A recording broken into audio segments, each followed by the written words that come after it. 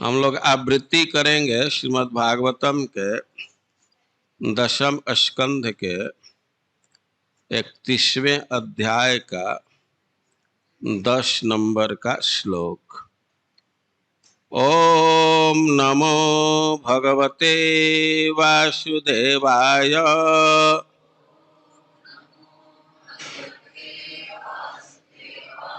ओम नमो भगवते वासुदेवाय।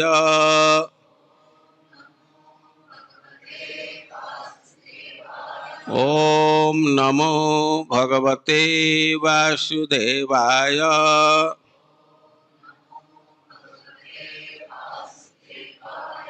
प्रहसितां प्रिय प्रेम वीक्षणां विहरणां च ते ध्यान मंगलम रहसि संविदः या हृदय स्पृशः कुहक नः मनः क्षोभयन्ति हि। प्रहसितं प्रिय प्रेम वीक्षणं विहरणं च ते ध्यानमङ्गलम्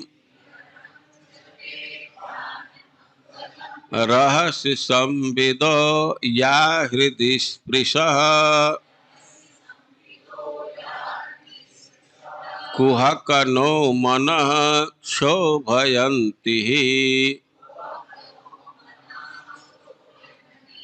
प्रहसितं प्रिय प्रेम वीक्षणं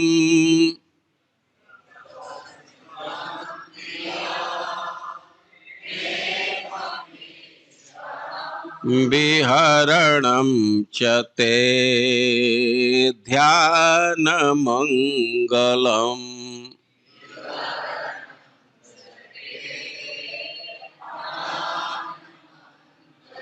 रहस्य संवेदो या हृदि स्पृशः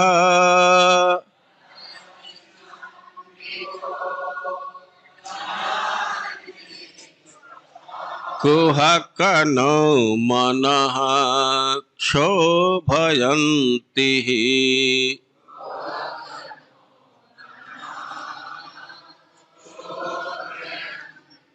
सब लोग साथ में बोलिए।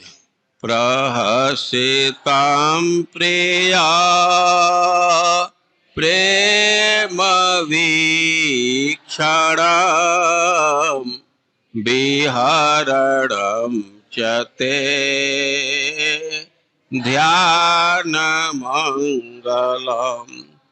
रहस्य संवेदो या हृदि स्पृशः कुहक नो मनः क्षोभयन्ति।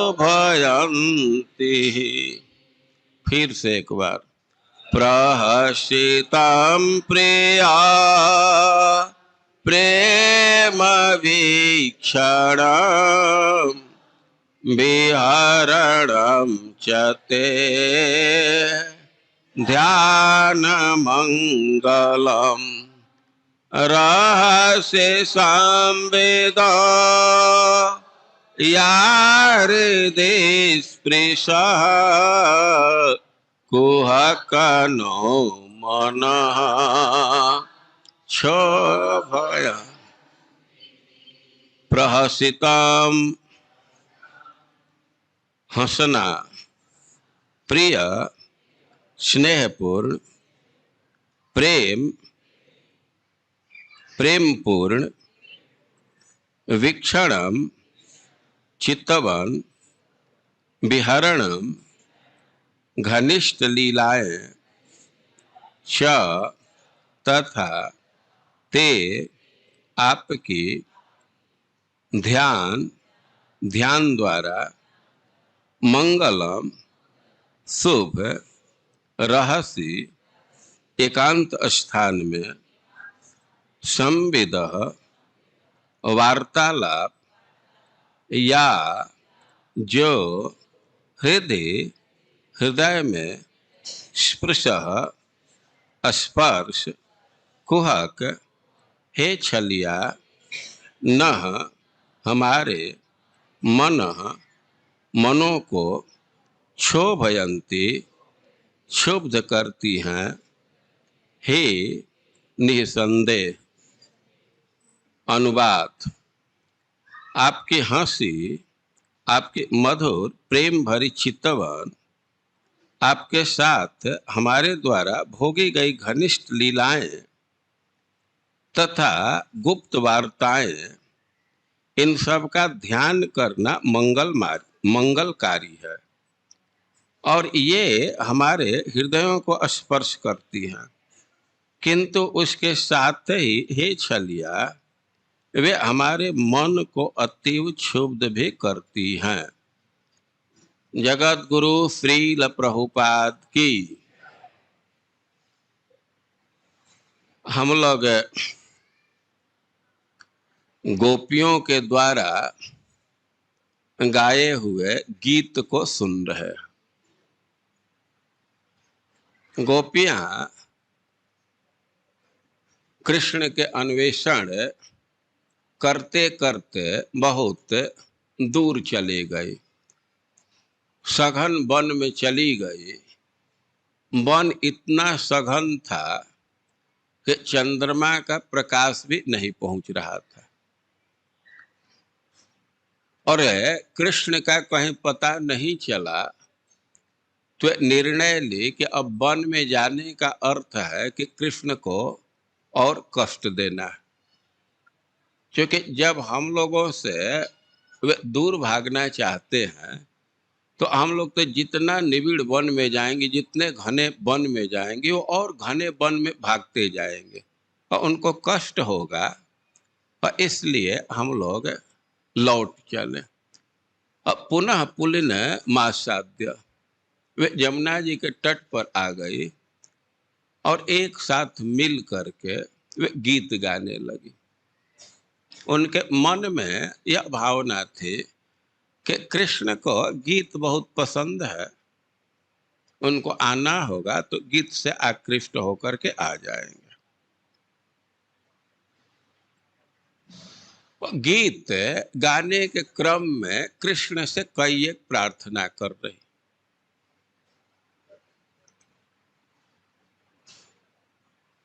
और उस क्रम में हम लोग सुने कि मानो कृष्ण कहे कि तुम लोगों का सच्चा प्रेम होता तो अब तक तो मूर्छित होकर के मर गई होती, लेकिन अब तक जीवित हो तो इससे तो संशय हो रहा है कि तुम्हारा सच्चा प्रेम नहीं है। गोपियां कह रही है कि ना तव कथामृतम तप्त जीवन, हम लोग तो बहुत तप्त है, लेकिन आपकी कथा अमृत के समान कार्य कर रहा है और अमृत के बल से ही हम, आप लोगों के कथा रूप अमृत के बल से हम लोग जीवित हैं। और कथा के वे बड़ी महिमा गाई। श्रवण मंगलम, ये सुनने मात्र से कल्याण करता है, श्रीमत शांति प्रदान करने वाला है। और मानो भगवान कहें कि जब कथा से ही परम आनंद की प्राप्ति हो रही है, निर्वृत्ति, तो तुम लोग कथा के ही आश्रय प्रसन्न हो जाओ, सुख का अनुभव करो।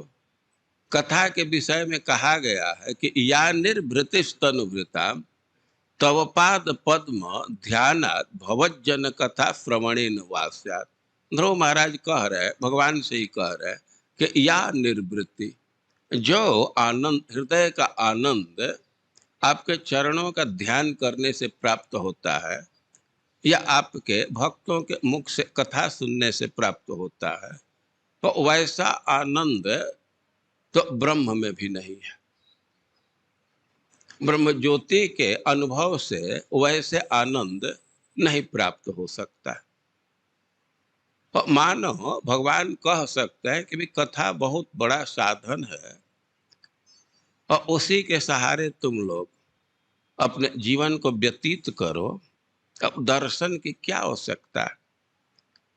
गोपियां कह रही है कि हे कृष्ण, हम लोग जानती हैं कि तुम्हारे हाव भाव का, तुम्हारे लीला का, तुम्हारे हंसी का केवल ध्यान करने से मंगल होता है,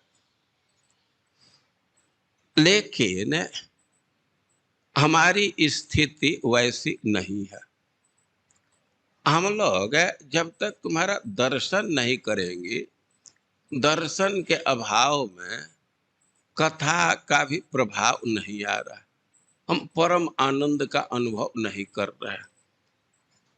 और इसी बात को स्थापित करने के लिए वे कह रही है, बोलिए आप लोग साथ में, प्रहसिताम प्रिया प्रेम वीक्षण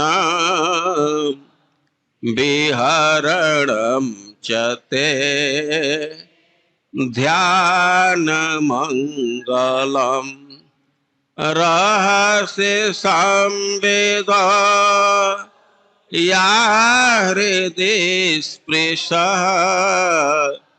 कुहकनो मन क्षोभयन्ति। हम लोग मानती हैं कि जो व्यक्ति आपके हंसी का प्रहसितम और प्रेम वीक्षणम, प्रेम भरी दृष्टि से देखने का, आपके चितवन का, या विहरणम, आप गुह्य लीला करते हैं, विहार करते हैं, विविध क्रीड़ा करते हैं, और कोई व्यक्ति केवल उसका ध्यान करे, स्मरण करे, ध्यान करे, तो उसी से उसका मंगल होता है। और रहस्य संविद, आप जो एकांत में बात किए हैं, जो हृदय को बहुत पसंद था, हृदय हृदय स्पृश, लेकिन यह हम लोगों के साथ वैसा प्रभाव नहीं दिखा रहा है, बल्कि हृदय स्पृश अब ध्यान करने की बात तो दूर है, ध्यान लग जाने पर क्या कठिनाई आएगी, हृदय स्पृश थोड़ा सा उसका स्मरण होता है, हृदय को स्पर्श करता है, जो ही स्मृति पथ में वो सब बातें आती है, खास करके आपके जो एकांत में प्रेम भरी बातें हैं, कुहक नो मन क्षोभयन्ति, हमारा मन और क्षुब्ध हो जाता है। तो भाई ऐसा कैसे होने लगा, ये उल्टा प्रभाव कैसे आने लगा। तो गोपियां कृष्ण पर ही दोषारोप करे, कुहक, तुम कुछ कपट किए, कुहक मतलब कपट, तुम कुछ माया जाल फैलाए हो, कुछ जादू किए हो, और जो चीज शांति देने वाला है, स्मरण करने से, ध्यान करने से, और उसका स्मरण करते ही हमारा मन और क्षुभित हो जाता है, चंचल हो जाता है। तो तुम बहुत कपटी हो, और हम लोग समझ रहे हैं कि तुम्हारा ही कुछ इसमें खेल है, कुछ माया है। और कह रही है कि हम लोग तो कथा से भी पूर्ण आनंद का अनुभव नहीं कर रही, और तुम्हारे ध्यान से भी उल्टा ही परिणाम आ रहा है। और कह रही है कि एक दो बार की बात नहीं है, रात दिन यही है, हम लोगों का मन बहुत क्षुब्ध हो जा रहा है। तो कह रही है कि आप वन में जाते हैं, ब्रज से वन में जाते हैं पशु चराने के लिए, तो उस समय हम लोग का मन बहुत व्यथित हो जाता है, रुग्ण हो जाता है कि आप के पैरों में कंकड़ पत्थर लग रहे होंगे। और इस बात को कह रही है कि हमारा कैसे मन व्यथित हो रहा है, कथा कीर्तन का स्मरण का भी कितना दूसरे ढंग का प्रभाव आ रहा है। और इसके पीछे कारण करें कि तुम कुछ कर दियो, कपटी हो, तुम कुछ कपट कर दियो। गोपियां कह रही हैं, चल से याद ब्रजा चारयन पशु नलिन सुंदर नाथ ते पदम शीलतृणाङ्कुरये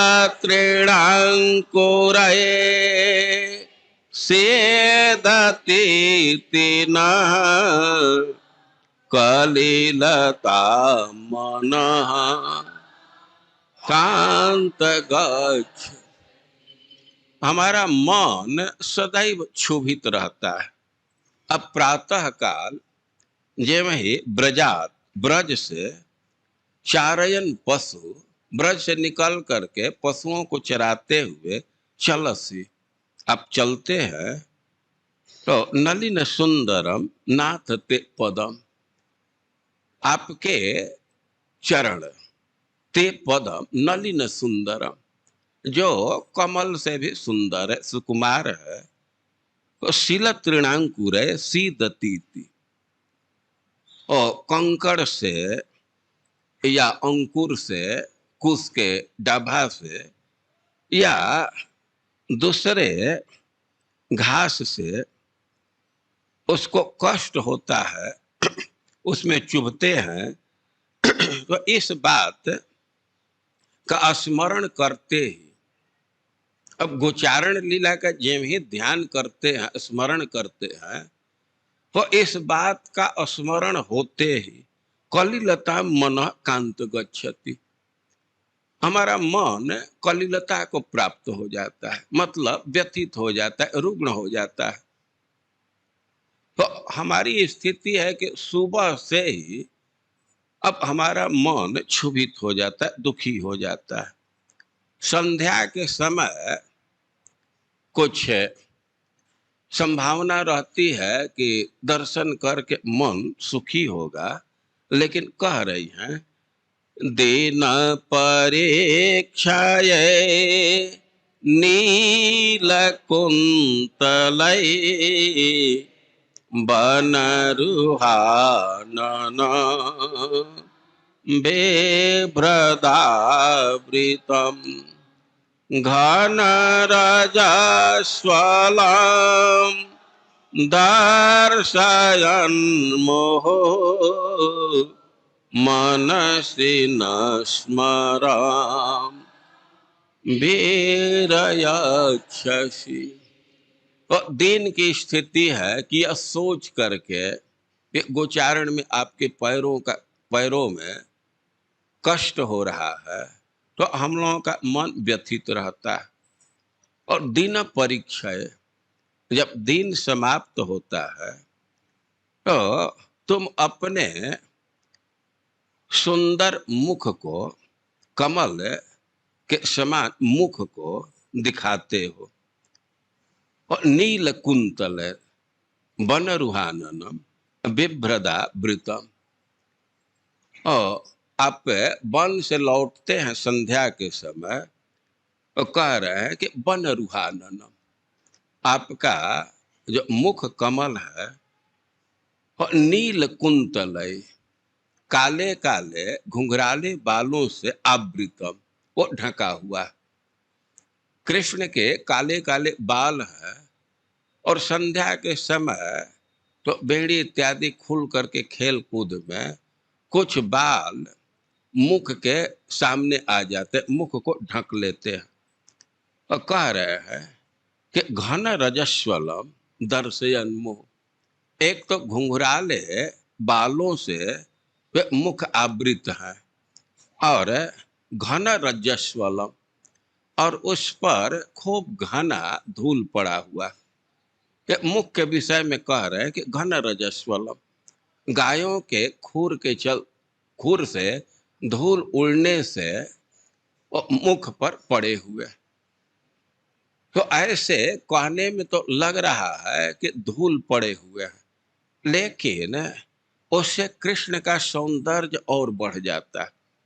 जैसे कोई कमल है तो उस पर पराग होते, छोटे छोटे पराग होते हैं, तो उससे कमल का सौंदर्य और बढ़ता है। और बनरुहाननम, आपके जो मुख कमल है तो उस पर बाल आगे हैं, तो वो तो लगता है कि भंवरे मंडरा रहे हैं।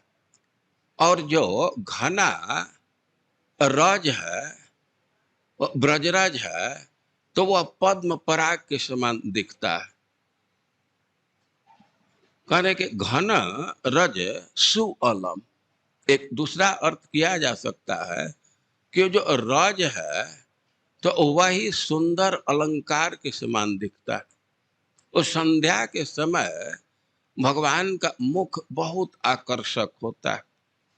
वो कह रहे हैं कि ऐसे मुख कमल को दर्शयन मुहु, तुम बार बार दिखाते हो, और मनसी न स्मरम वीर यच्छसि, हम लोग तो आशा लगा करके बैठी रहती हैं कि अच्छा दिन तो कष्ट से बीता, संध्या के समय कृष्ण का मिलन प्राप्त होगा, संभोग सुख प्राप्त होगा जब वन से लौटेगा।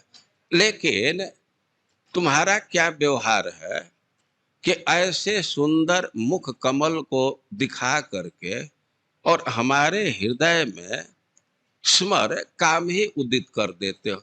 तो संभोग सुख नहीं प्रदान करते हो, बल्कि काम पीड़ा ही प्रदान करते हो। तुम वन से आते हो और हम लोगों को अपना मुख दिखाए बिना गोष्ठ में प्रवेश कर जाते, तो कम से कम हम लोग काम पीड़ा से नहीं जलती। लेकिन दर्शयन मुह, तुम दिखाते हो और हमारे हृदय में काम पीड़ा यच्छसी प्रदान करते हो। संभोग सुख तो देते नहीं हो। अरे संभोग सुख नहीं देना है तो छिप कर चले जाते, तो कम से कम ये काम का पीड़ा नहीं बढ़ता। लेकिन एक बार ही नहीं दिखा तो दर्शयन मुह, ऐसे सुंदर मुख को तुम बार बार दिखाते हो। और बार बार कैसे दिखाते हैं? भगवान जब वन से आते हैं तो पहले ही बंसी वादन करते, गोपियों को पता चल जाता है, तो दिदीक्षित दृश्य, उनके आंखों में तो कृष्ण को देखने की बहुत भारी लालसा है। तो गांव से बाहर निकल जाती है, कृष्ण जब प्रवेश करते हैं तो कृष्ण का दर्शन करती हैं और फिर गांव में आती है। लेकिन केवल वही अवसर नहीं होता, कृष्ण कभी बर्तन लाने के लिए फिर से गांव में चले जाते, या कभी कभी कोई बहाना बना करके कि हमारा बछड़ा तो इधर नहीं आया है, एक बछड़ा कम है। और कह रहे हैं कि दर्शयन मोह, तुम जानबूझ करके बार बार दिखाते हो, सुख नहीं प्रदान करते और पीड़ा ही प्रदान कर देते हो। तो दिन में भी हमारा मन क्षुभित रहता है और संध्या के समय भी इसको ज्वलित कर देते हो। तुम कारण हो, तुम कष्ट दे रहे हो। और ऐसे कृष्ण पर आरोप कर रही हैं। अब कृष्ण कह सकते हैं कि अरे भाई सब चीज हमारे चलते विपरीत हो रहा है, ध्यान में भी सुख नहीं है, कीर्तन में भी सुख नहीं है, और तुम लोग यह आरोप लगा रही हो कि सुबह गोचारण के समय भी दुख देते हैं और वन में लौटते हैं फिर भी हम लोगों को जलाते हैं। तो सब दुख का कारण तो हम ही हैं, हम पर ही आरोप लगा रही हो, सब चीज विपरीत हो गया। तो ऐसा हम करते हैं कि तुम लोगों से कनेक्शन ही ऑफ कर लेते हैं, फिर हम दुख ही दे रहे हैं, सब चीज विपरीत कर रहे हैं, तो हम कोई संबंध नहीं रखेंगे। तो मानो इस बात को सुन करके तो गोपियां तो बहुत भयभीत हो गई और वे कहने लगे कि ना ना, ऐसा नहीं है। आपका जो चरण कमल है तो वह तो सब प्रकार के मनोरथ को पूर्ण करने वाला है। वे गोपियां कहने लगे कि वास्तव में हम लोग तो अपने प्रारब्ध से दुख भोग रही है, तो हम लोगों के कर्म का फल है कि हम दुख भोग रही हैं। लेकिन अपने कर्म के फल से हम लोग इतने व्यथित हो जाते हैं, इतने दुखी हो गए कि हम लोग तो अंधा के समान हो कि हमारा विवेक ही खत्म हो गया। अपने कर्म फल से दुख भोग रहे हैं और आरोप आप पर डाल रहे हैं। तो अब कृष्ण को प्रसन्न करने के लिए वे कह रही हैं कि आप तो दुख को दूर करने वाले हैं, हमारी सहायता कीजिए। तो इसलिए इस श्लोक में वे कृष्ण को संबोधित करें आधिहन। आधि मतलब मानसिक व्यथा। तो आप तो मानसिक व्यथा को दूर करने वाले हैं। तो अब कृष्ण को प्रसन्न करने के लिए क्या क्या वे कह रही है, इसको बोलिए। प्रणत कामदाम पद्मजार्चितां धरणि मंडनां ध्येयमाल्पदे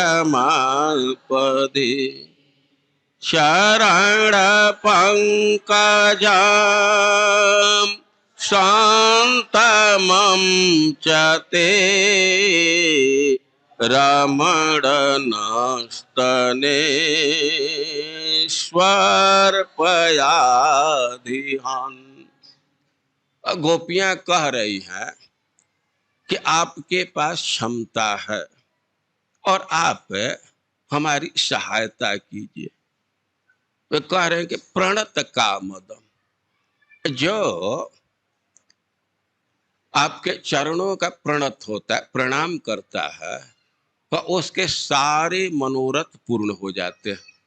आपके चरण अपने प्रणत के सारे अभिष्ट को प्रदान करने वाले। और पद्मजार्चितम, पद्मज जिनका जन्म पद्म से हुआ, ब्रह्मा जी वे इसकी अर्चना करते। और धरणि मंडनम, यह पृथ्वी के शोभा को बढ़ाने वाला, इसको अलंकृत कर देता है। ध्येय मापदी, कोई आपत्ति विपत्ति है, कोई संकट है, तो उस स्थिति में ध्यान करने लायक यही है। संतमम, ये परम सुखकर है, शांति प्रदान करने वाला है। और चरण पंकजम ते, ते चरण पंकजम न अस्तनेषु अर्पय। हे आधिहान, सब प्रकार के व्यथा को दूर करने वाले आप हैं, तो ऐसे अपने चरण कमल को, जो सबका अभिष्ट प्रदान करने वाला है और परम आदर का विषय है, ब्रह्मा इत्यादि भी जिसकी पूजा करते हैं, और जो पृथ्वी के अलंकार स्वरूप है, जिसका ध्यान विपत्ति में किया जाता है, और संतम जो सुख स्वरूप है, साधन काल में भी शांति प्रदान करने वाला है। तो ऐसे ते चरण पंकजम, अपने चरण कमल को न अस्तनेषु अर्पय, हमारे स्तनों पर अर्पित कर दीजिए।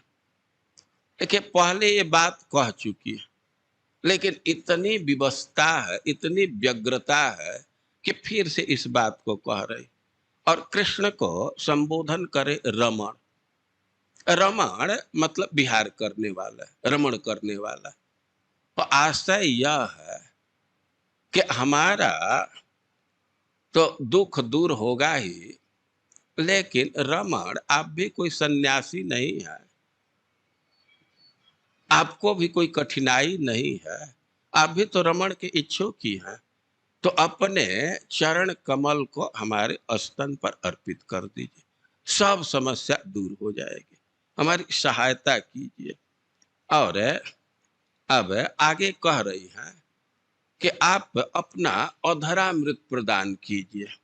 यह तो सब पाप ताप को दूर करने वाला।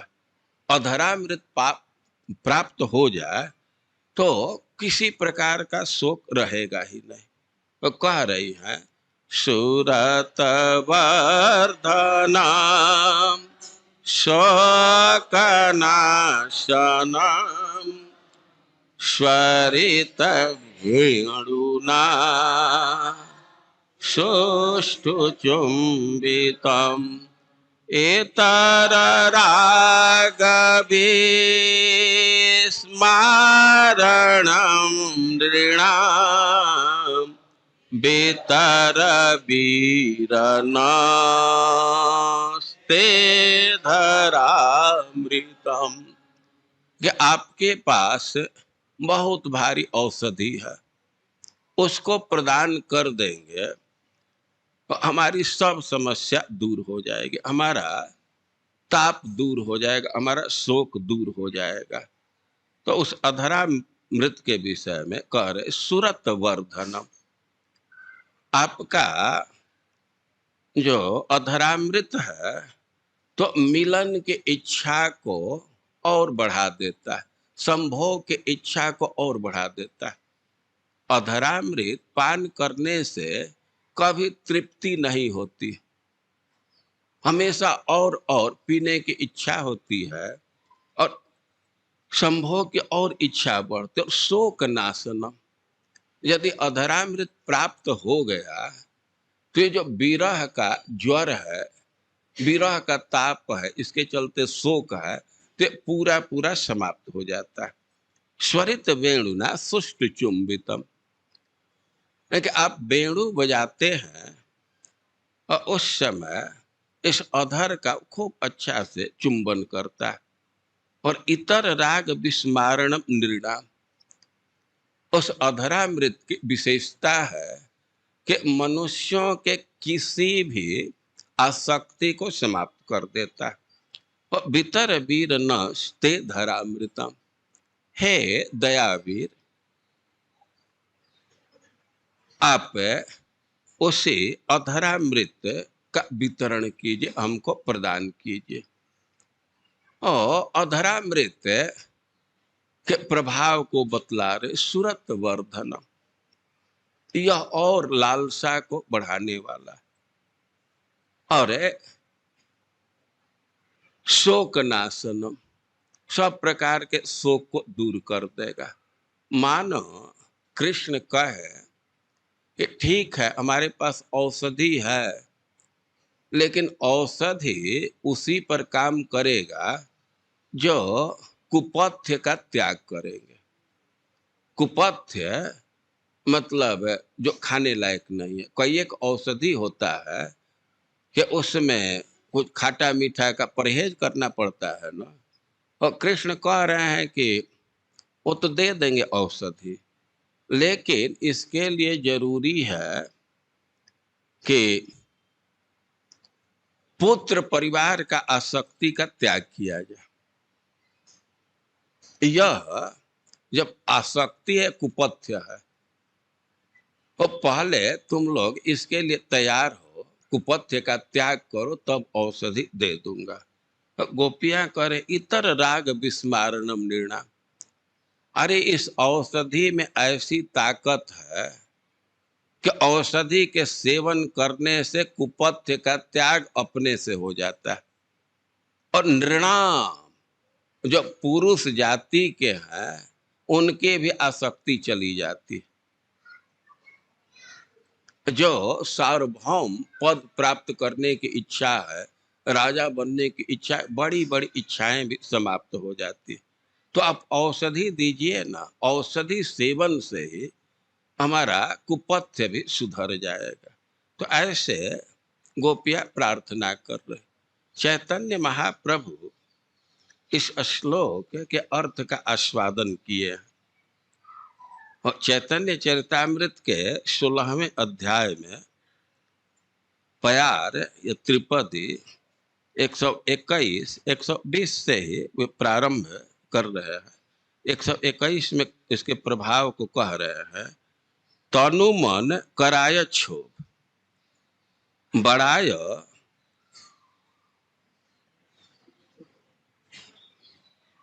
सुरत लोभ, इस अंश का अर्थ कर रहे हैं सुरत वर्धनम। यह जो अधरामृत है तो तनु मन कराय छो और बढ़ाय सुरत लोभ, हर शोकादि भाव बिना सोय।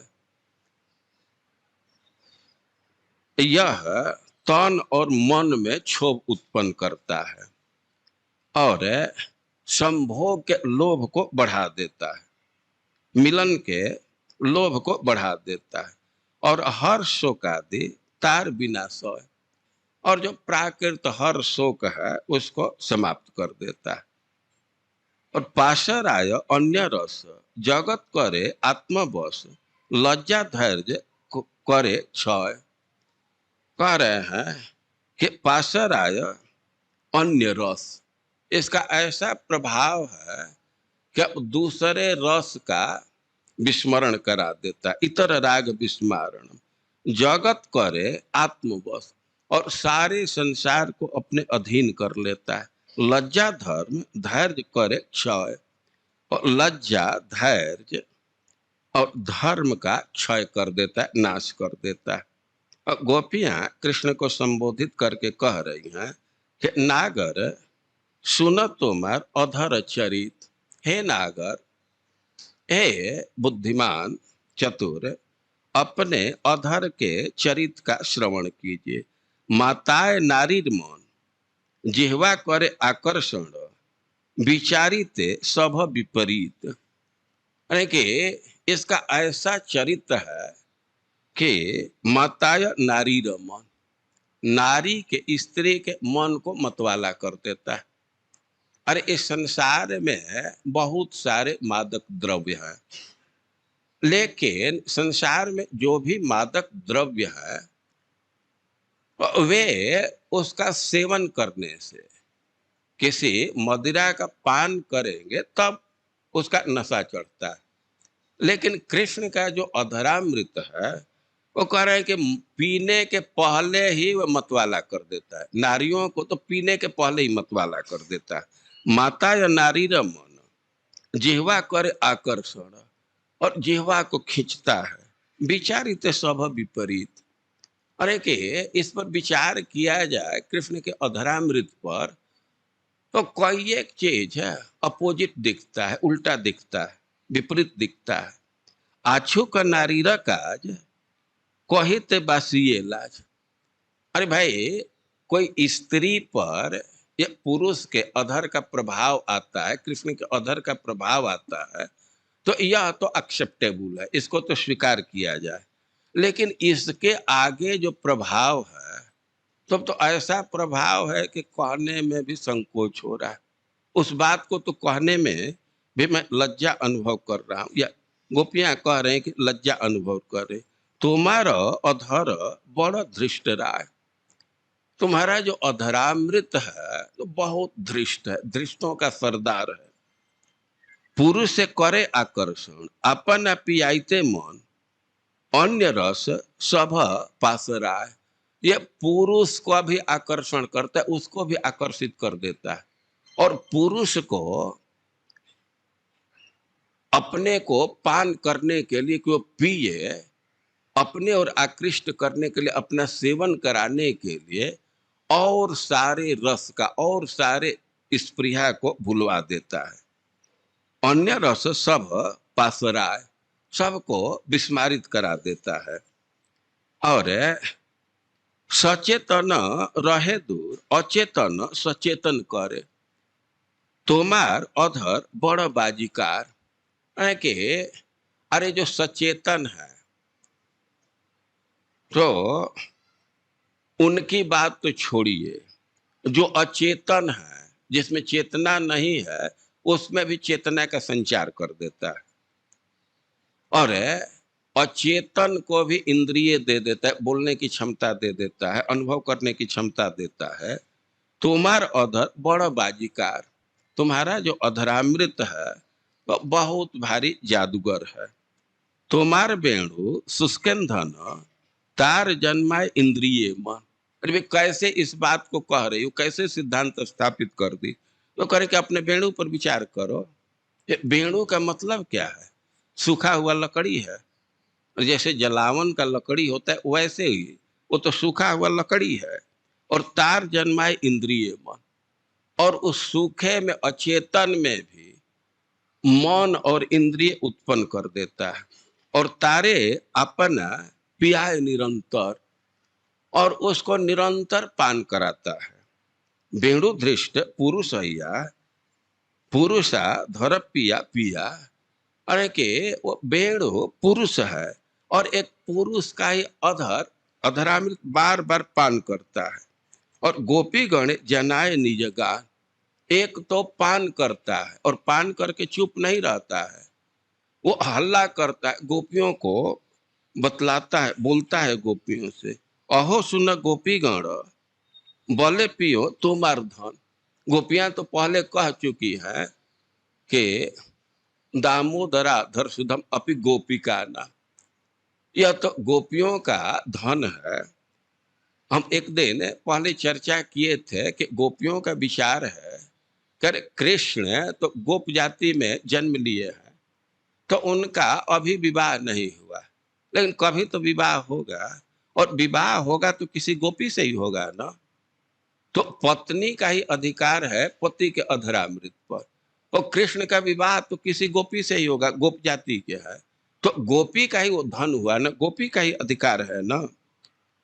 तो कह रहे हैं कि अहो सुन गोपीगण, और भेड़ हो तो अधरामृत का पान करता है और चुपचाप नहीं, वो चिल्ला चिल्ला करके कहता है कि ए गोपीगण सुनो, बोले पियो तुम्हार धन, देखो जबरदस्ती तुम्हारे धन का पान कर रहा हूं।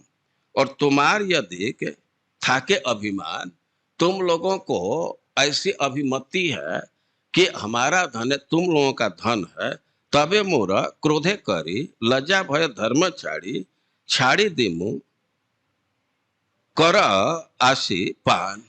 नहीं कि यदि तुम लोगों को अभिमति है कि तुम्हारा धन है, तो हम पर गुस्सा करना चाहिए ना, तुम लोगों का धन लूट रहा हूं तो। और लज्जा भय धर्म छाड़ी, यदि तुम्हारा धन है तो एक ऑप्शन दे रहा हूं कि लज्जा का त्याग करके, धर्म का त्याग करके, और भय का त्याग करके तुम आकर के इसका पान करो। तुम लोग आकर के पान करोगी तो हम छोड़ देंगे, और यदि तुम लोग नहीं आती हो, न है पीमू निरंतर, तब तो मैं निरंतर इसका पान करूंगा। और तुम्हारे मोर नाहिक डर, अन्य देखो तृण तृण समान, हमको तुम लोगों से भय नहीं है, तुम्हारा धन है लेकिन हमको भय नहीं है। और दूसरे को तो घास के बराबर नहीं समझता, तुम लोगों का धन है और तुम ही लोगों से भय नहीं, तो दूसरे को तो एकदम घास बराबर नहीं समझता। अधरामृत निजस्वरे संचारिया से ही बोले आकर्षय त्रिजगत जन। गोपियां करें कि बेणु में इतना कहां से शक्ति आ गया, ये अधरामृत के संपर्क से। अधरामृत निजस्वरे संचारिया, वो अधरामृत का थोड़ा संस्पर्श हो जाने से बंसी में ताकत है, और इतना ताकत आ जाता है कि आकर्षय त्रिजगत जन, वो तीनों जगत के लोगों को आकर्षित करता है। हमरा धर्म भय करी रही यदि धैर्य धरी, तबे अमर करे विडंबन, है कि हम लोग तो धैर्य धारण करके धर्म के भय से, हम लोग धर्म के भय से स्थिर रहती है, फिर भी हम लोगों को नहीं छोड़ता, तबे अमाय करे विडंबन।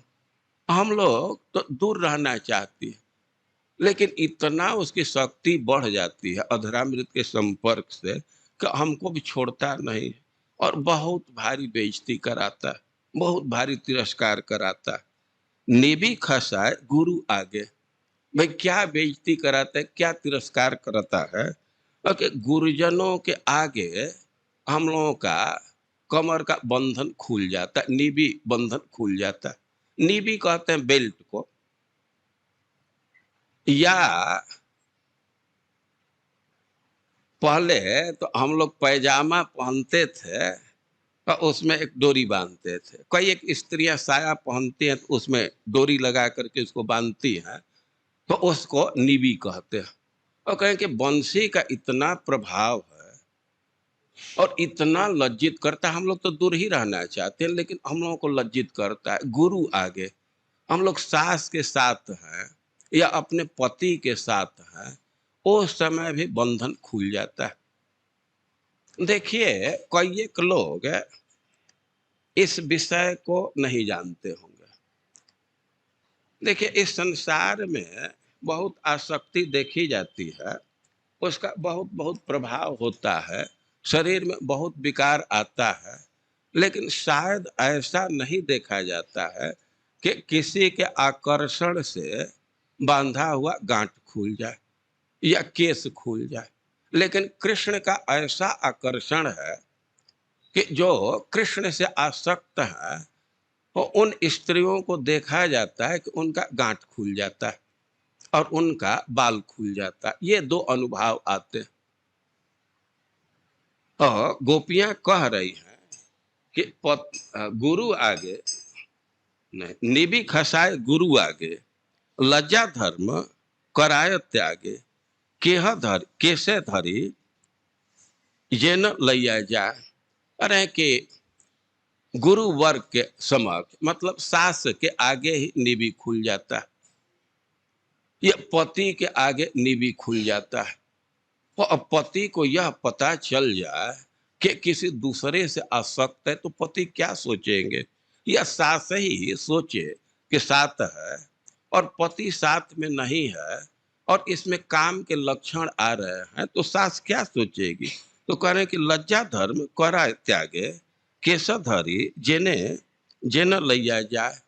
तो लज्जा का त्याग करा देता है, धर्म का त्याग करा देता है। ऐसा लगता है कि केस पकड़ करके जबरदस्ती कृष्ण के चरणों में गिरा देता है। तो आनी कराए तुम्हार दासी, सुनी लोक करे हासी, यही मत नारी रे नचाए। अरे कि तुम्हारी दासी बना देता है। अब इसको सुन करके तो संसार के लोग हंसते हैं। और तुम्हारा जो अधरामृत है तो स्त्री जाति के तो नचा मारता है। शुष्क बासेर लाठी खान, एत करे अपमान, यही दशा करिल गोसाई। अरे वो सूखा सा एक बिता का डंटा है और वह इतना अपमान कर देता है। तो यही दशा करिल गोसाई, ना सही की करीते पारी, तारे रहे मौन धरी। ये सहन तो नहीं होता है, लेकिन अब हम लोग करें क्या। चुपचाप रहती हैं। चोराए माँ के डाकी कांदीते नाई। जैसे कोई चोर की माँ है तो वो चुपचाप रह जाती है, वैसे ही हम लोगों को रहना पड़ता है। जैसे किसी का बेटा चोरी किया है, वो चोर है, चोरी किया है, तो माँ तो उसको पसंद नहीं करती है। वो चोरी करके घर में लौटा तो माँ उसको पसंद नहीं करती है, लेकिन अब चिल्ला करके उसको डांट भी नहीं सकती। वो डांटेगी कि चोरी करके आए हो, तो उसकी बेइज्जती होगी, आसपास वाले जान जाएंगे और यहाँ तक कि पुलिस भी आ सकती है, और इसलिए वे चुपचाप रहती है। या अब जिसका बेटा चोरी किया है और राजा उसको दंड दे रहा है, तो माँ को तो अपने बेटे से स्नेह होता है, लेकिन अब बहुत चिल्ला करके ऑब्जेक्शन नहीं कर सकती, सहना ही पड़ेगा क्योंकि चोरी किया है। तो गोपियां कह रहे हैं कि वही हम लोगों की स्थिति है। ये बंसी बहुत कष्ट देता है, लेकिन हम लोग समाज के लज्जा से, धर्म के भय से इसको सह लेते हैं।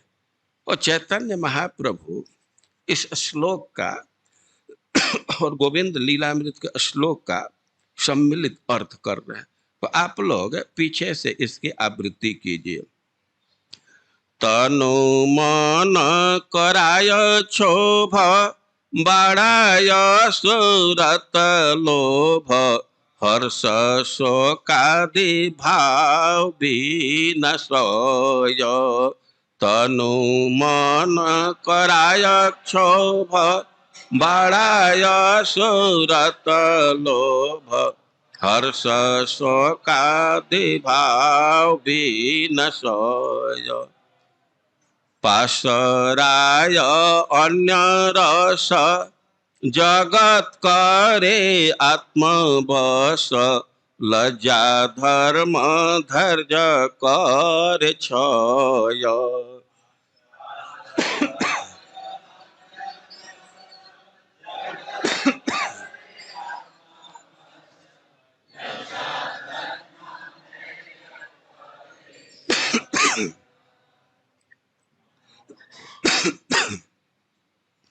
नागर सुन तो मर अधर चरित नागर सुन तो मर अधर चरित माता नारीर मन जेवा करे आकर्षण विचारित सब विपरीत माताय नारीर मन जेवा करे आकर्षण विचारित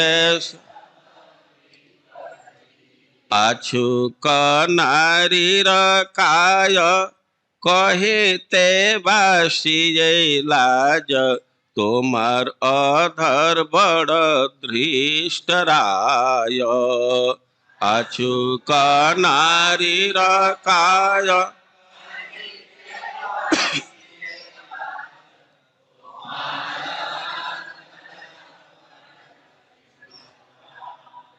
पुरुष करे आकर्षण अपना पियाते मन अन्य रस सब पासराय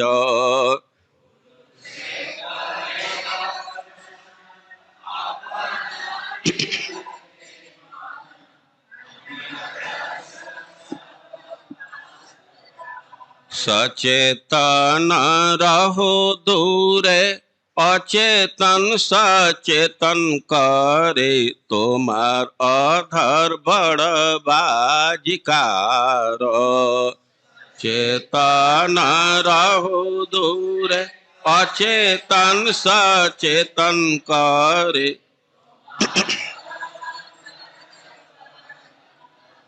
तोमार बेणु शुष्केन्धन तार जन्म इंद्रिय मन तारे अपना पिया निरंतर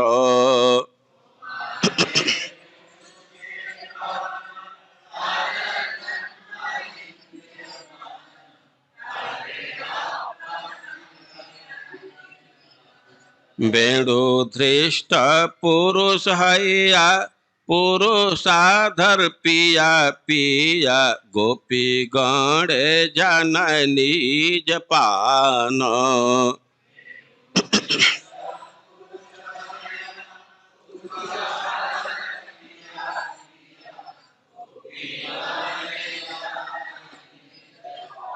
अहो सुन गोपी गण बोले पियो तोमार धन तोमार यदि थाके अभिमान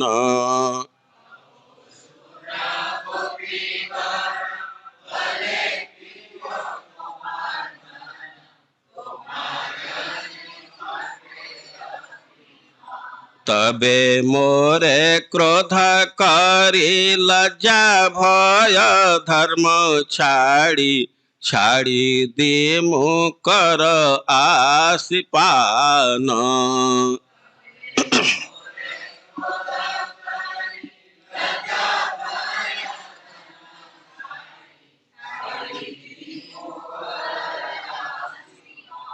नहे प्रेमो निरंतर तोमाय मोर नाही डर अन्य देखे तृणेर समान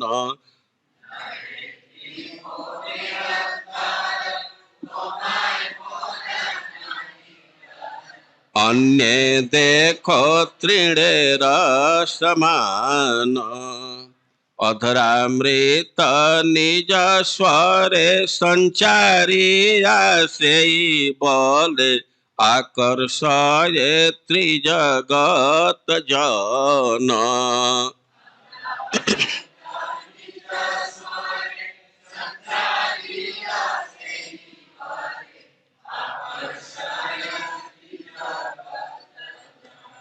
हमरा धर्म भय करी रही यदि धैर्य धरी, तबे आमाय करे विडंबन।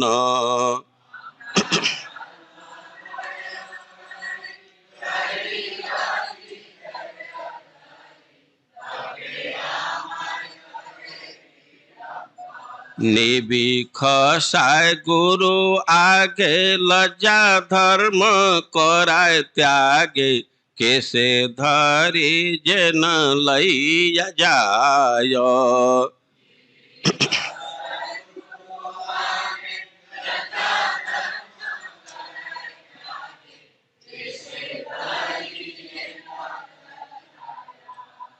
आनी कराय तोमार दासी, सुनी लोक करे हासी, एई मत नारी रे नचाय।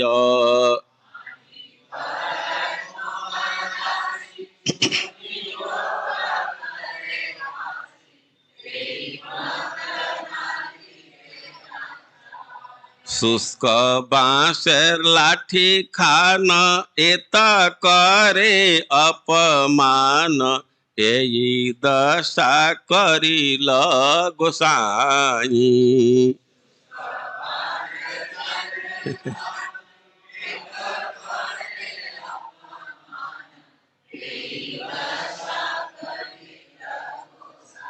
गोपियां कह रहे हैं कि अधरामृत का शक्ति लेकर के, अरे वो तो एक बांस का लाठी खाने एक टुकड़ा जैसा है, और हम लोगों का इतना अपमान कर रहा है। शुष्क बांसेर लाठी खान, एता करे अपमान, एई दशा करिल गोसाई।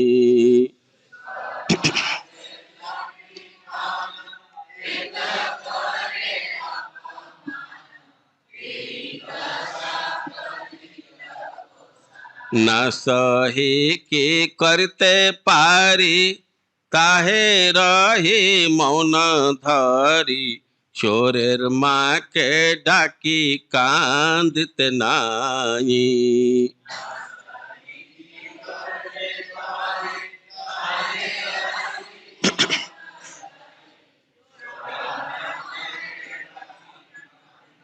अधरेर एई रीति, आरसुन कुनीति, से अधर सने जार मिला।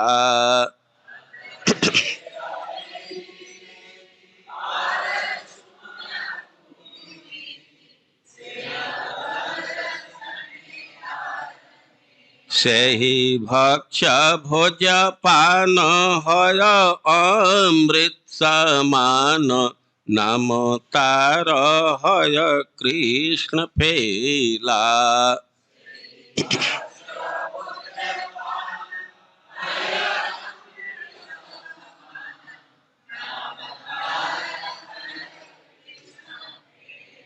गोपियां कह रही हैं कि बंसी के साथ ही नहीं है, जिस चीज का आपके अधर से संपर्क होता है तो उसमें ही शक्ति आ जाती है। तो गोपियां कृष्ण से सहायता मांग रही हैं कि बितर वीर नस्ते धरामृत, अपने अधरामृत को प्रदान कीजिए, सब समस्या दूर हो जाएगी। अब उसके आगे वे कह रही हैं कि हमारा भाग्य बहुत बुरा है, कभी सुख नहीं प्राप्त होता और हर समय कोई न कोई विषम परिस्थिति आ जाती है। तो अब अपने भाग्य के विषय में, अपने जीवन के विषय में कह रही है, अटते यद् भवान् अहनिकानन त्रुटिजुगायते त्वामपश्यताम् कोटिलकुन्तलं श्रीमुखं च ते जडबुदीक्षताम् पक्ष्मकृदृशाम्। गोपियां कह रही हैं कि हमारा कितना भाग्य खराब है। आप जब वन के रास्ते में चलते हैं, वन में चले जाते हैं, तो त्रुटि जुगायते त्वाम अपश्यता, हम आपको नहीं देख पाती हैं, आपका दर्शन नहीं होता है। तो त्रुटि भी, त्रुटि कहते हैं क्षण के 27वें हिस्से का। एक क्षण को 27 भाग में बांटेंगे और जो टाइम का अंश होगा उसको त्रुटि कहते हैं। कि त्रुटि मात्र का समय भी वो जुग जैसा बीतता है, बहुत लंबा हो जाता है। और कदाचित दर्शन का कभी अवसर भी आया तो कुटिल कुंतलम श्री मुखम चिते जड उदीक्षता पक्ष्म दृशा। कुटिल कुंतलम श्री मुखम चते, और घुंघराले बाल के साथ सुंदर मुख अब आपके है तो उसको देखने का अवसर आता है तो उस पर भी पलक गिर जाता है। हमारा भाग्य खराब है कि देखने के अवसर में भी वो ब्रह्मा ऐसा उस पर ढक्कन गिरा देता है, ढक्कन बना दिया। ये बहुत भाग्य खराब है।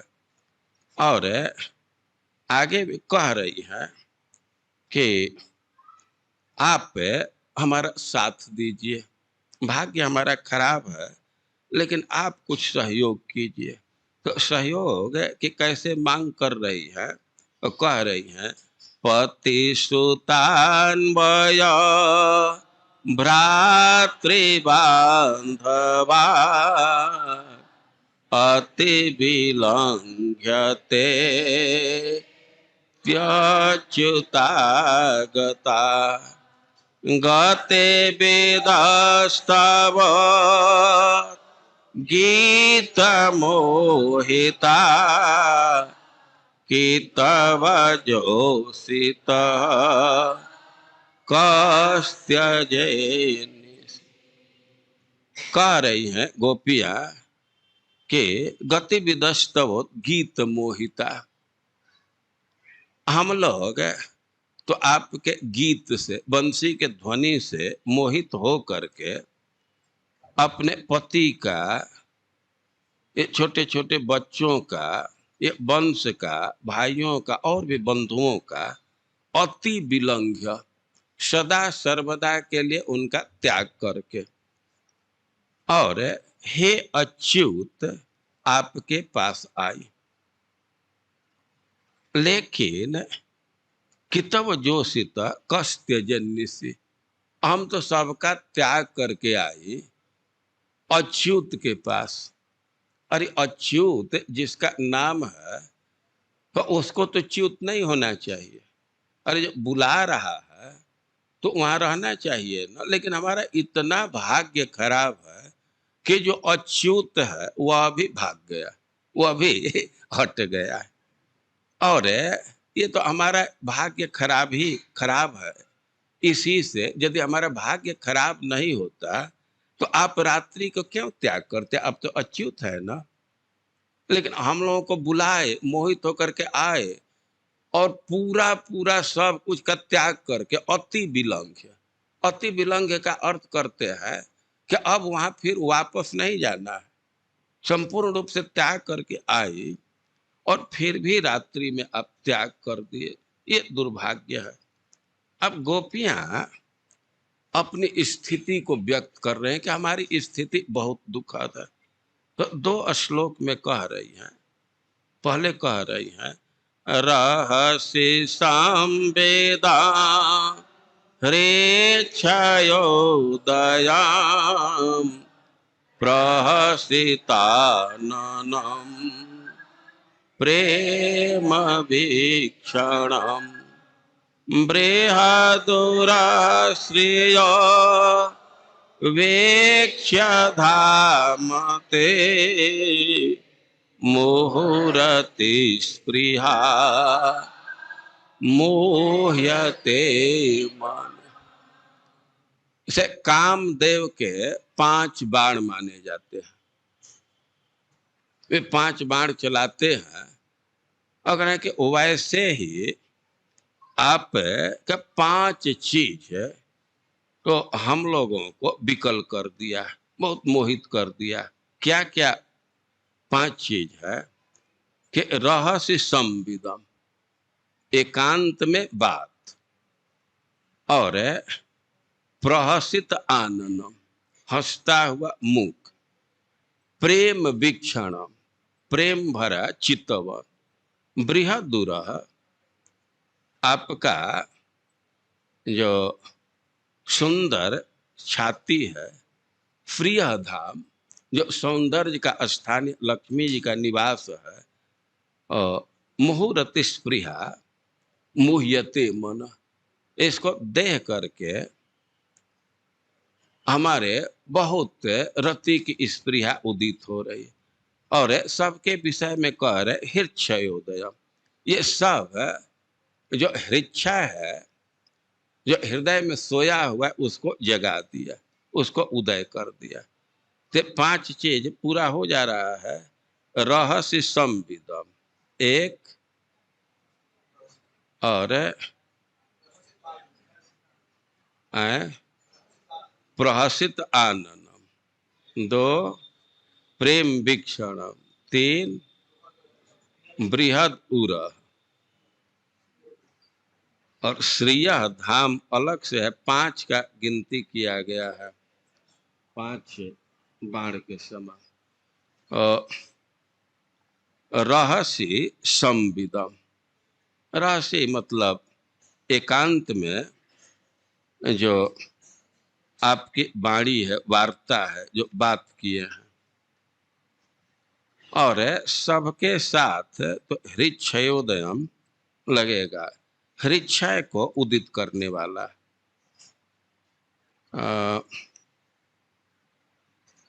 5 का थोड़ा गिनती कर लेते हैं, कैसे 5 है। ये श्लोक है 17।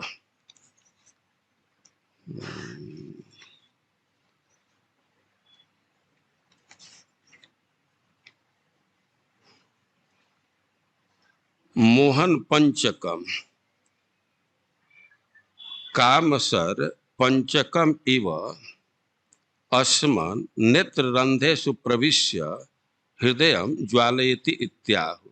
रहस्य संविदम रति प्रार्थना व्यंजक संभाषण प्रथमम, और हृच्छद्वयम अस्मद अवलोकनम हेतु कंदर्प भावोदय द्वितीय।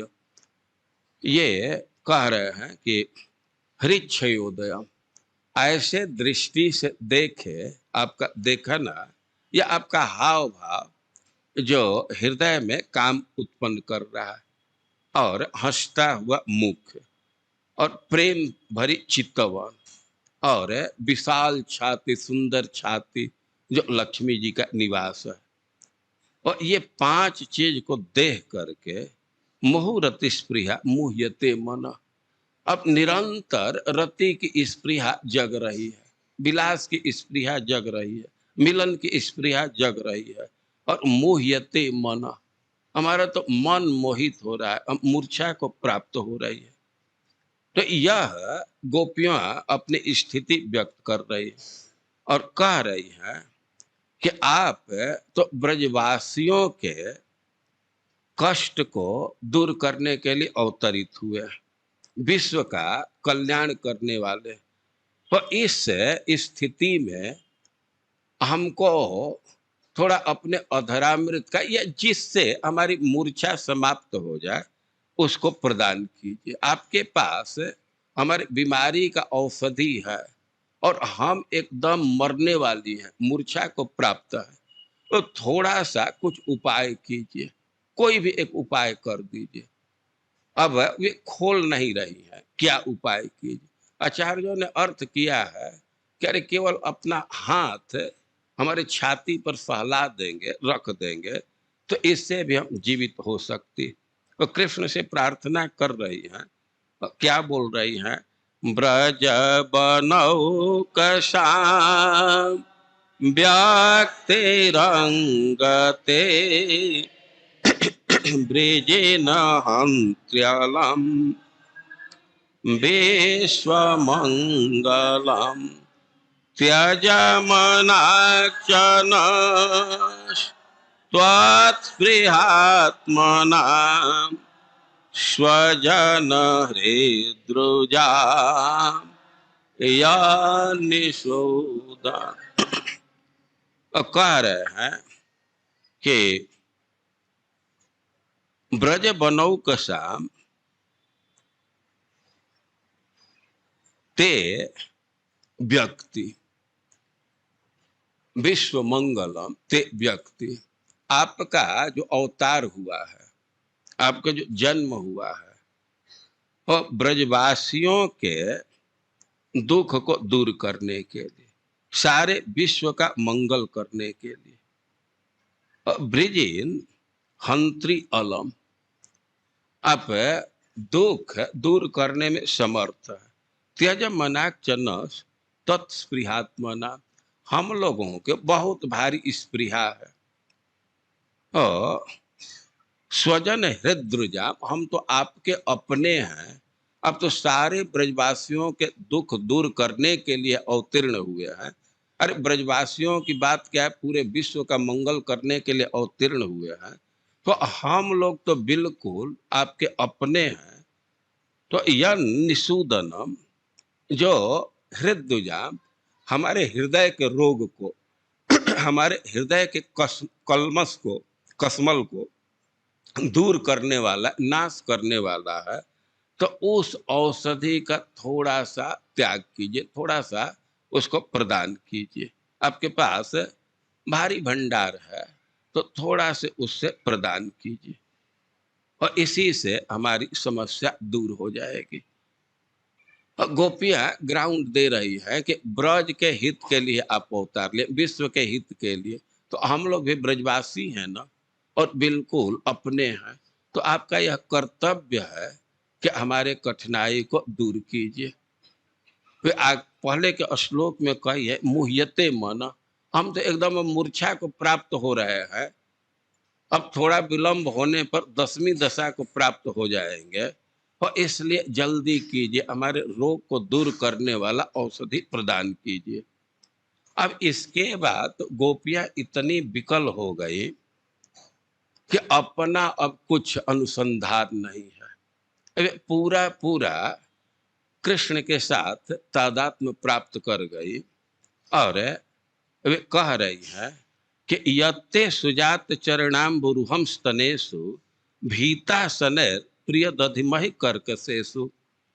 कह रहे हैं कि जो आपके सुंदर चरण कमल है, सुजात चरणाम्बुरुहम, वो कमल खूब अच्छा से उत्पन्न हुआ। जैसे नेत्र के विषय में साधु जात कहे थे, और उसी प्रकार जो खूब सुंदर कमल है, और उससे भी सुंदर आपका चरण है। और उस चरण को हम लोग बड़े भय के साथ अपने स्तनों पर रखती। कमल के समान सुंदर है, तो उपलक्षण से समझ लेना चाहिए कि वैसे ही कोमल भी है। तो आपके चरण कमल, तो आपके चरण कमल से भी अधिक कोमल हैं। और हम लोग इस बात को समझती हैं, तो कर्कशेषु, अपने कठोर छाती पर, अपने कठोर बक्षोज पर शनई दधिमहि, बहुत संभाल करके धीरे धीरे रखती है। अपने छाती पर रखने पे भी भीतर हम लोगों को भय रहता है कि कहीं आपके चरण कमल पर कुछ आघात न हो जाए, इस पर कुछ दब न जाए, कुछ कष्ट न अनुभव करे। और उसी चरण कमल से आप वन में चल रहे हैं, तो क्या कुरपादि भी न व्यथते। अरे रात्रि के समय चल रहे हैं तो कुश है, कंकड़ है, तो क्या उससे कष्ट नहीं होता है। देखिए, भगवान जब वृंदावन में चलते हैं तो वृंदा देवी व्यवस्था करती है।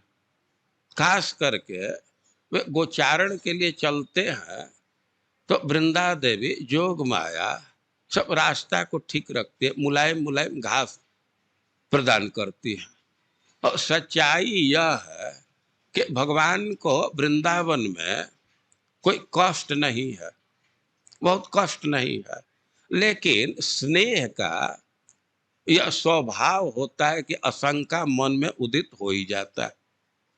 और गोपियों को कृष्ण से स्नेह है तो वे अब मन में आशंका कर रही हैं, कर दीन में कृष्ण चलते हैं तो देख करके चलते हैं, कोई कंकड़ है, कुश है तो पैर बचा लेंगे। लेकिन रात्रि के समय तो यह भी सुविधा नहीं है, तो रात्रि को चल रहे हैं तो इतना सुकुमार चरण कमल है, तो क्या उनको कष्ट नहीं होता होगा कुश और कंकड़ से। तो हम लोग तो इस बात को सोच करके धीर भ्रमति, हमारे तो बुद्धि चकरा जाता है, हमें चक्कर आने लगता है। और भवदायु सामना, हमारा आयु, हमारा जीवन तो आपके लिए है, तो इस रात्रि के कष्ट को सोच करके हम लोग तो एकदम चकरा रहे, मूर्छित होकर के गिर रहे हैं। यह हमारी स्थिति है। तो ऐसे गोपियां जमुना जी के पुलिन पर गीत गा रही थी।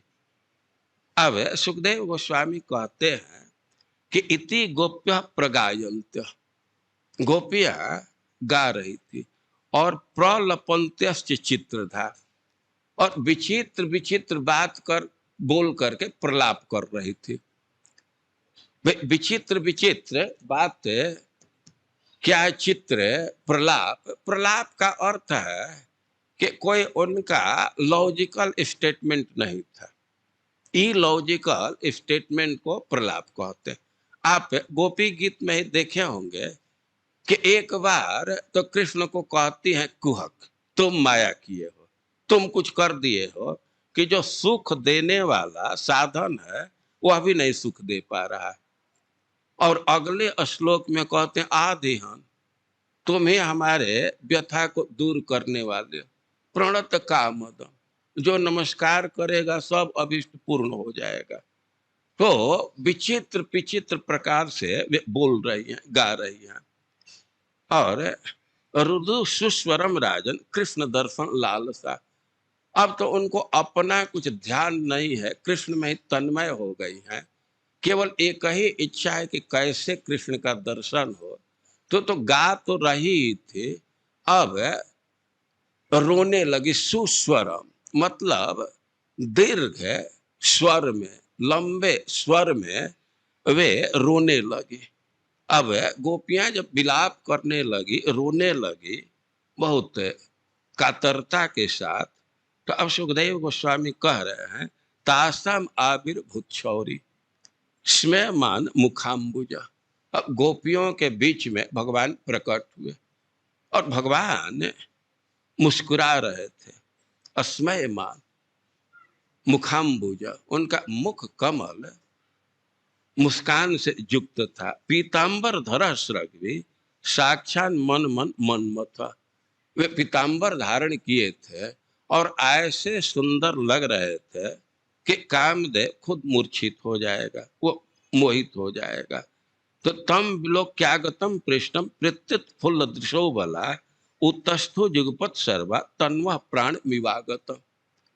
वे तो मूर्छा को प्राप्त हो रही थी गोपियां, लेकिन कृष्ण को देखी तो उठ करके खड़ी हो गई। उत्तस्थ जुगपत सर्वा, सब एक साथ खड़ी हो गई। प्रत्युत फुल्ल मुखो बला, उनका मुख खिल गया प्रसन्नता के साथ। और अब तो कृष्ण अपने बीच में है, तो गोपियों का जो मनोरथ था सब पूरा की। अब प्रार्थना उनका सुन रहे हैं कि हमारे मस्तक पर हाथ रखिए। अब कृष्ण रखे या न रखे, वो खुद उनका हाथ पकड़ करके कभी मस्तक पर, कभी कंधे पर, कभी छाती पर रख रही है। कोई कोई गोपी उनके चरण को अपने स्तन पर रख रही है, कोई उनके मुख से पान ले रही है, कोई उनका चुंबन कर रही है। और गोपियां के जैसी स्पृहा थी और कृष्ण के साथ वैसे व्यवहार की। और इसके बाद स्व उत्तरीय अपने ओढ़नी से ही वो जमुना जी के पुलिन पर कल्पितासन आसन का निर्माण की। ओढ़नी तो बहुत पतला होता है, तो एक ओढ़नी डालने से तो कुछ होगा नहीं, तो कई एक गोपियां अपना अपना ओढ़नी फोल्ड करके और एक आसन बना दी और भगवान उस पर बैठ गए। देखिए, प्रेमैक लभ्यम परम, ऐसा कहा गया है कि कृष्ण तो केवल प्रेम से प्राप्त होते हैं। कृष्ण की स्थिति है कि बड़े बड़े योगी अपने हृदय को शुद्ध करके और चाहते हैं कि कृष्ण इसमें विराजित हो, लेकिन वहां वे विराजित नहीं होते। और गोपियां आसन लगाई अपने ओढ़नी का, जो ओढ़नी ओढ़ी थी और उसी का आसन लगा दी।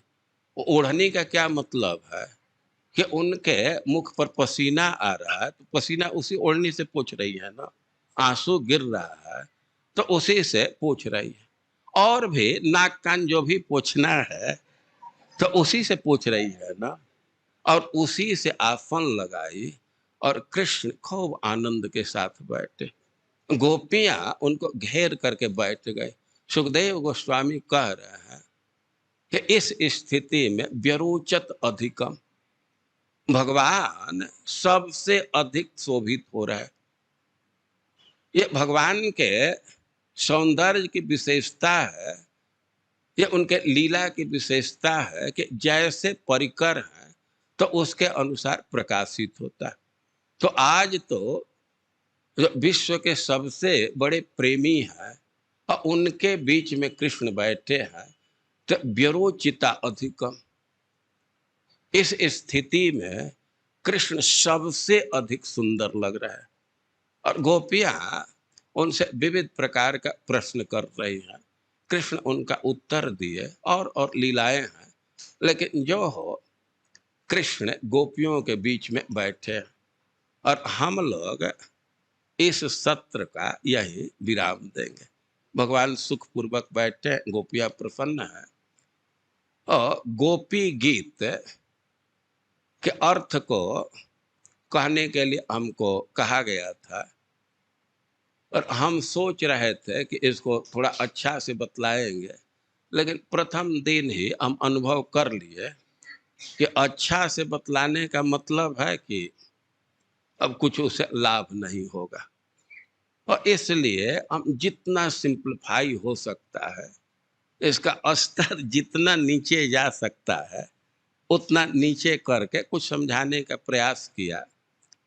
अब आप लोग जैसा अनुभव किए हों, लेकिन हम तो आप लोगों के प्रति आभारी हैं कि चुपचाप ध्यान से बैठे, सुने, हमारा सम्मान किए। और मंदिर व्यवस्थापन का आभारी हूँ कि इस टॉपिक को बोलने के लिए हमको दिए। वास्तव में ये जो 3 दिन का सत्र है, इसका आयोजन चंपक लता की है। या हेड पुजारी की पुत्री है, कुछ उसका वो प्रीचिंग का क्षेत्र है, तो चाह रही थी कि कार्तिक के पहले गोपी गीत का अर्थ पता चल जाए। वो किसी को भेजना चाहती थी, कुछ करना चाहती थी कि कार्तिक में गोपी गीत गाया जाता है तो थोड़ा थोड़ा कुछ भाव मन में आवे, कुछ अर्थ समझ में आवे।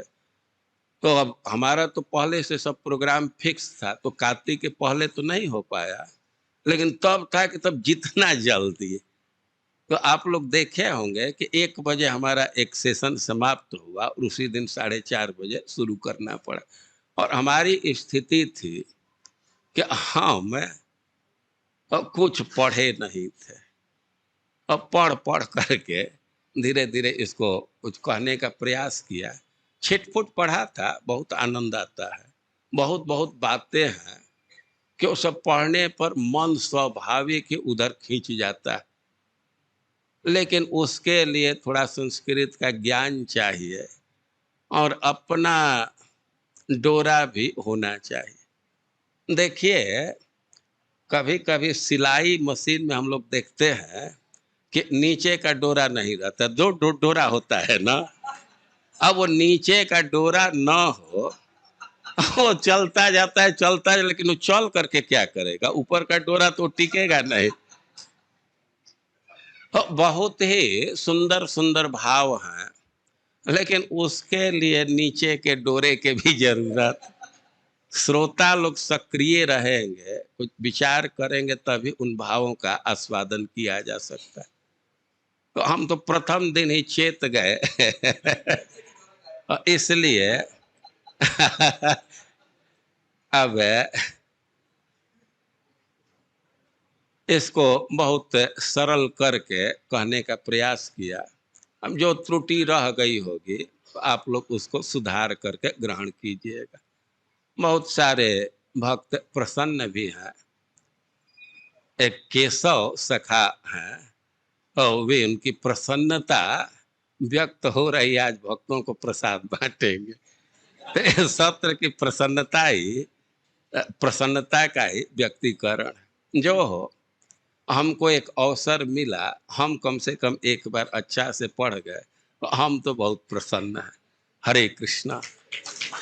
लेकिन अभी 5 मिनट कीर्तन होगा, इसके बाद प्रसाद लेते हुए आप लोग जाइए, अभी टाइम है। 5 मिनट सब लोग बैठे बैठे कीर्तन कीजिए। बोलिए कीर्तन। विश्वात्मा मृदंग ले लो।